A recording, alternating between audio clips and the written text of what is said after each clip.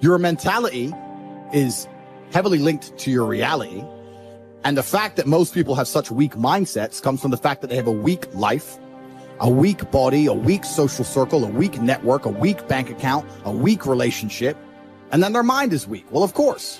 Whereas if you had a group of soldiers around you, men who were dedicated, who would ride or die with you, if you were strong, if your woman would never leave you no matter what because she idolizes you, then your mentality would be strong. Your mind would be strong by extension. So if someone comes to me and goes, I doubt myself, I usually look at them and go, yeah, I understand why. You're a little fat piece of shit. You're stupid. Of course you do. Excuses sound best to the person that's making them up. Stop feeling sorry for yourself. Get off the pity potty. Telling everybody your sad and sob stories, trying to get people to show up to your pity potties and your pity parades. If you ever see me in a Rolls Royce, a 6 or 7 star hotel, living my life to the fullest, don't get jealous of me, because I worked my ass off to get it. Nobody handed me nothing. Wake your ass up. Awaken the beast inside. It's game on. It's go season. It's time for you to take advantage of the access and the resources that you have in your country and your community. You got a problem with your life. You got a problem with your environment. Do something about it. If you want it, go get it. Every man understands you shouldn't be complaining about things you cannot change. You have to play the cards you're dealt. To be born a certain height and then to sit there and go, what do I do? I'll tell you what you do. You become the best version of yourself, just like everyone else does. Nothing about the height is in and of itself enough value for me to be a valuable man. As a man, you build your value. You are born with the cards you're dealt. Sure, it'd be ideal. Look, I'd love to be 7 foot tall. I'm not. So it's the same argument. If you're 5'2", you need to become rich, strong, and funny, and charismatic, and interesting, and witty. If you're 6'4", you need to become rich, strong, well-connected. It's the same game. So to sit there and complain about it is asinine. Excuses are for weak people. If you're going to make it happen, get your ass up and get to work. No more excuses. No more, I'll start tomorrow. No more, just this once. No more accepting the shortfalls of my own will. No more taking the easy road. No more waiting for the perfect moment. And no more indecision and no more lies. No more weakness. Now is the time for strength. And through strength and through will and through unwavering discipline, I will become who I want to be. If you don't execute, you're not just cheating yourself, dude. You're cheating your family. You're cheating your employees. You're cheating your team. Whatever you're a part of, it's bigger than you, man. Many of you have given control of your life to your feelings. You got to take back control right now. You must harden your fucking mind. You got to discipline yourself. When it's time to rise, you fucking rise. When it's time to work, you fucking work. You have to just work. At some point you have to bite the bullet and just work. Working harder is never going to not help. No matter what scenario you're in, working harder is never going to not help you. And it's amazing that I give different versions of the same answer for 99% of the questions I'm asked. Work harder. If you have a problem, whether you're broke, whether you're out of shape, whether your friend dies, whether your girl leaves you, whether you're depressed, whatever it is, working harder is almost always the answer. So you know what you need to do. You need to do it. And what's amazing, again, it's kind of like the antidote. If you take the antidote before the poison, then you never get sick in the first place. If you're always working as hard as possible, if you're always working your ass off and trying to be the best version of yourself every single day, then you never get sick in the first place. You're already working. You're already taking the antidote. So things can't attach to you. They can't get hold of you. Working hard is the antidote to everything. So why don't you just do it in advance? Why don't your life just become work like mine? Why don't you just dedicate yourself to a cause and get up and do what you're supposed to do every single day?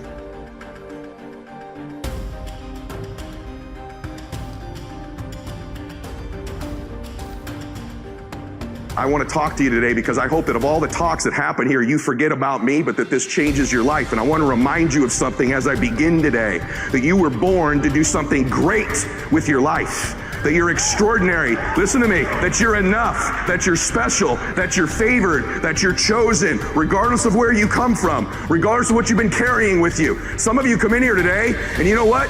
You've even thought of harming yourselves. Maybe you're even proud of the fact you haven't killed yourself. But every day, some of us are killing ourselves with the shame we carry from something we've done, some humiliation, some fear. We put this gun to our head every day that tells us we're not enough. We're not strong enough, pretty enough, smart enough, favored enough, that we're doomed. And we carry these guns in our head every day that shame us, that take our confidence from us, that steal our joy. It's like a knife. You don't have to kill yourself because you do it every day. You do it over and over and over again, and there's a better way forward. You can put those things down in your life. You could decide today that you were born to do something great. You could set aside this weapon that you keep using against yourself to hold you back from your joy, from your passion, from your achievement, from all the goodies in life. You could decide today, just intentionally, to set this weapon down, whatever it is. Something from your childhood, a divorce, a business failure, something you're just not proud of that you've done.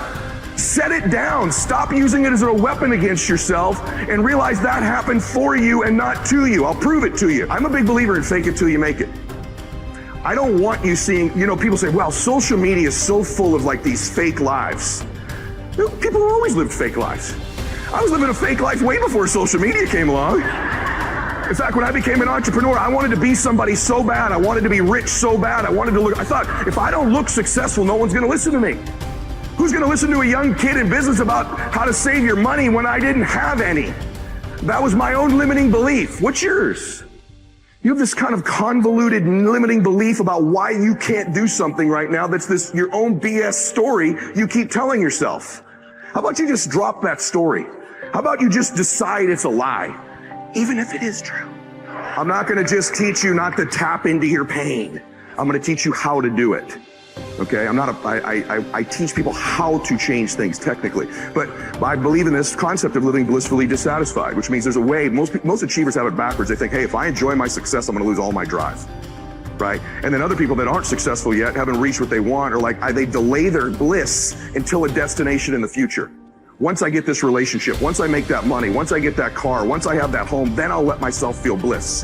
And so I teach you that the concept is you can live blissfully and still be dissatisfied. Your pathway to changing how you feel about yourself, of getting to the next level, is always giving, always giving, always giving. I have this thing I kind of run my life through that kind of is my governor on my life of when I'm trying to give and when I'm trying to make a difference for people. And I just have this hallucination. I am a Christian, and so I believe that someday when I die, there's an accounting. I don't care if you. I'm actually one of these very interesting people that I believe in the quantum field and energy because I know it exists, and I believe my Lord and Savior created it. You have whatever your belief is wonderful. I don't preach. I just want you to know. I know there's an energy field. I know there's a God, and Lewis asked me on the show, what are 3 truths? And I said, the first thing is there's a God. I just want you to know that. So you believe your beliefs. I respect them. I admire them. I have people from every belief center in the world on my program. But I just want to say to you, this is my prism I live my life through. It governs my decision making. And I make mistakes all the time. One of the cool things about being a Christian is I'm saved by the grace of God because I know I'm going to sin. That's one of the cool things about my particular faith. But the point that I want to make, because I sin all the time, I make mistakes all the time. I've already used profanity, I think 4 times in this talk. So I know for sure I've messed some mistakes. But let me tell you how I govern my life. I believe at the end of my life there's an accounting. And I'm going to sit in front of my Lord, and I want him to say, well done, good and faithful servant. But having said that, no matter what your beliefs are, I think that I actually get to meet somebody interesting. Maybe you don't believe in anything faith-based, but I bet you believe there's a recording going on in your life. Someone's paying attention. Someone's going to tell the story of your life. Maybe your great-granddaughter will carry the legacy of your life and what you've done, but someone's paying attention to what you're doing here. You've always had that sense. You've always known your life mattered. You've always known since you were a little girl that there's something special you're supposed to be doing. And that anxiety, that fear you have is maybe you're not doing it. In life, our first job is this: to divide and distinguish things into 2 categories. Externals I cannot control, but the choice I make with regard to them I do control. Where will I find good and bad? In me, in my choices. Negative visualization, in other words, teaches us to embrace whatever life we happen to be living and to extract every bit of delight we can from it. But it simultaneously teaches us to prepare ourselves for changes that will deprive us of the things that delight us. It teaches us, in other words, to enjoy what we have without clinging to it. Over the years, I have come to realize that the greatest trap in our life is not success, popularity, or power, but self-rejection. Success, popularity, and power can indeed present a great temptation, but their seductive quality often comes from the way they are part of the much larger temptation to self-rejection. When we have come to believe in the voices that call us worthless and unlovable, then success, popularity, and power are easily perceived as attractive solutions. The real trap, however, is self-rejection.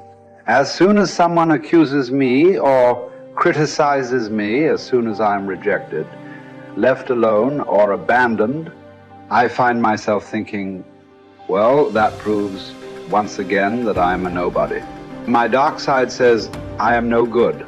I deserve to be pushed aside, forgotten, rejected, and abandoned. Self-rejection is the greatest enemy of the spiritual life because it contradicts the sacred voice that calls us the beloved. Being the beloved constitutes the core truth of our existence. Life is neither a glorious highlight reel nor a monstrous tragedy. Every day is a good day to live and a good day to die. Every day is also an apt time to learn and express joy and love for the entire natural world. Each day is an apt time to make contact with other people and express empathy for the entire world. Each day is perfect to accept with indifference all aspects of being. Persuade me or prove to me that I am mistaken in thought or deed, and I will gladly change. For it is the truth I seek, and the truth never harmed anyone. Harm comes from persisting in error and clinging to ignorance. Let us too overcome all things, with our reward consisting not in any wreath or garland, not in trumpet, calls for silence, for ceremonial proclamation of our name, but in moral worth, in strength of spirit, in a peace that is won forever, once in any contest fortune has been utterly defeated. How is it that discipline and the straight and narrow offer the best chance for a good life? And how is it that we have forgotten that is the case? Well, the reason that discipline is necessary is because you're a mass of competing short-term interests. And so the question is then, well, which short-term interest should win out? And the answer to that is, well, none of them. They need to be organized into a hierarchy that makes them functional across time and across individuals. So like a 2-year-old is very likely to act out his or her proximal impulse. But of course, a 2-year-old can't survive in the world. You have to bring your primary instincts, let's say, under the regulatory structure of a higher order value system that allows them to manifest themselves without undue mutual sacrifice across large spans of time in the presence of large numbers of other people. So that requires a very sophisticated ordering. It's like, we already talked about the fact that a meta-narrative is necessary to unite subcultures, say, so that they can operate peacefully and harmoniously within the same space. The same thing applies within you, because you're an internal coalition of warring single-minded tribes, and they have to all be brought under the organizational structure of long-term collective vision, let's say. Mm-hmm. And in order to do that, you have to be disciplined. And any discipline, technically speaking, is an attempt to bring all those competing short-term impulses under a larger scale and more inclusive framework. And so you do that, and then, well, that's actually what gives you freedom. Being impulsive and being free aren't the same things, because if you're impulsive, you're just the slave of your impulses. Right. There's no freedom in that. That's the same freedom, so to speak, literally, that a 2-year-old has, because a 2-year-old isn't socialized yet. So